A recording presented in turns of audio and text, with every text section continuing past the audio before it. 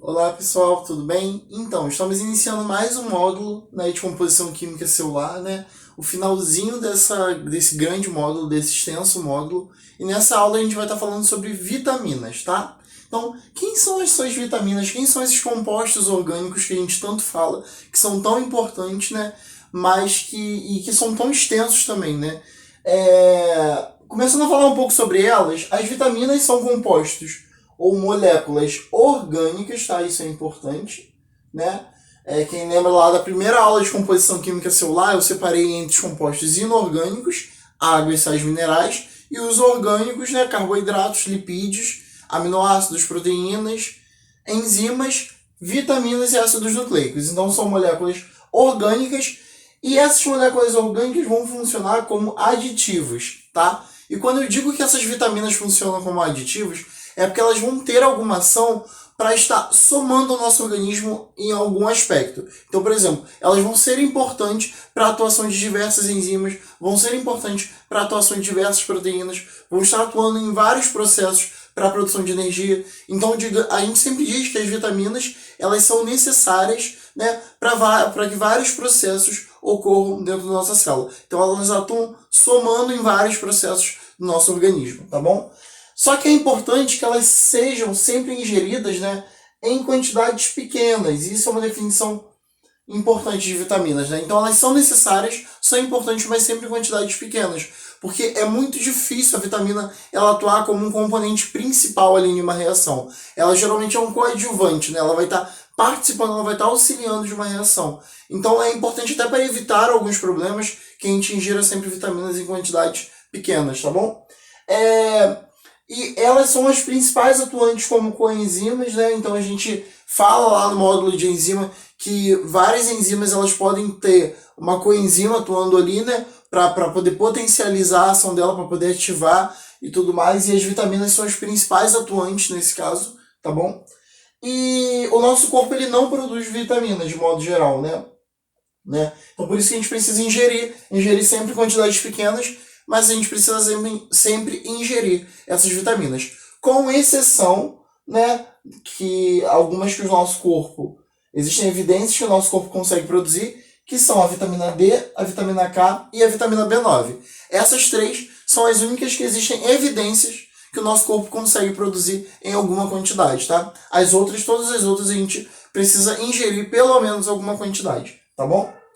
Quando eu vou dividir e organizar essas vitaminas, eu posso dividi-las a princípio em dois grupos. Eu tenho as vitaminas hidrossolúveis e as vitaminas lipossolúveis, tá? O que significa uma vitamina hidrossolúvel e uma vitamina lipossolúvel? O próprio nome já diz. Quando eu falo de uma vitamina hidrossolúvel, eu estou falando de uma vitamina que é solúvel em água, tá bom? Tá? E essas vitaminas que são solúveis em água, elas são mais dificilmente de serem acumuladas no nosso organismo. Elas são mais fáceis de serem digeridas, de serem absorvidas, melhor dizendo, né? Por quê? Porque o nosso corpo é constituído de aproximadamente 70% de água, tá? Então essas vitaminas elas são muito mais fáceis de ser absorvidas no nosso corpo, logo é muito mais difícil ter um acúmulo dessas vitaminas ali, tá bom? E elas são o maior grupo de vitaminas, né? É formado pelo complexo B. Por que complexo B? Porque existem vários tipos de vitaminas B, tá? Que a gente vai estar falando nos outros vídeos. E também pela vitamina C. Então, tanto o complexo B quanto a vitamina C são vitaminas hidrossolúveis, ou seja, vitaminas que são solúveis em água.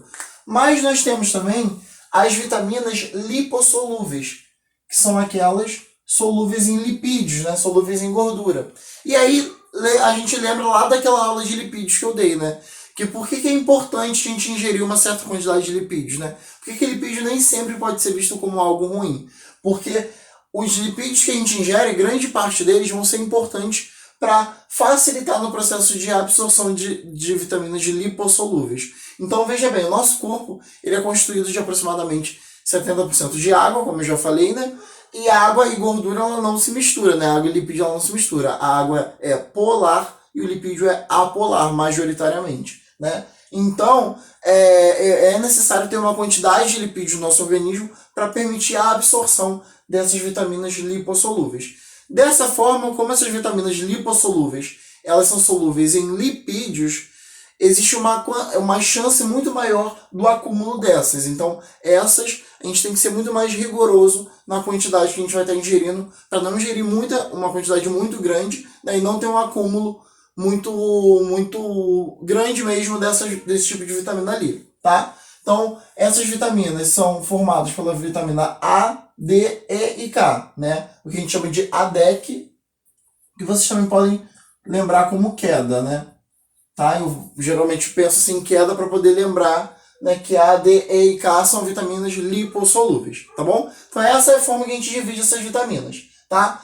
Tem alguns problemas relacionados à ingestão dessas vitaminas que são importantes serem ressaltados e a gente vai discutir melhor ao longo dos vídeos, que é a avitaminose. O que é a avitaminose? É a ausência de vitaminas no organismo, né? Isso é perigoso por quê? Porque se você não tem vitamina nenhuma no seu organismo, se ela está totalmente ausente, você morre, tá? Então a avitaminose, ela gera a morte, tá bom? Isso é essencial, porque isso é essencial de saber, porque se você zera a quantidade de vitaminas ali no seu organismo, você vai morrer, porque vários processos não vão ocorrer, processos bioquímicos e fisiológicos no seu organismo, tá? Nós temos também a hipovitaminose, lembrando que hipo é pouco. Então, é uma baixa, eu estou me referindo a uma baixa quantidade de vitaminas ali, tá?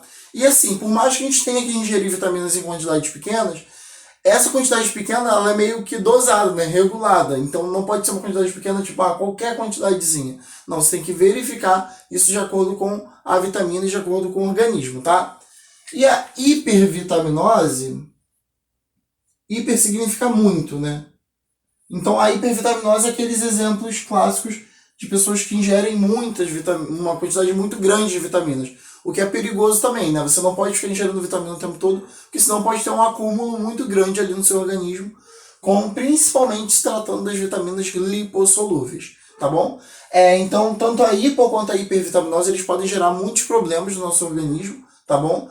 E a gente vai discutir esses problemas quando a gente falar de cada vitamina. Então, nos próximos vídeos, eu vou estar destrinchando melhor sobre quem são essas vitaminas e quais são as principais características delas, tá bom?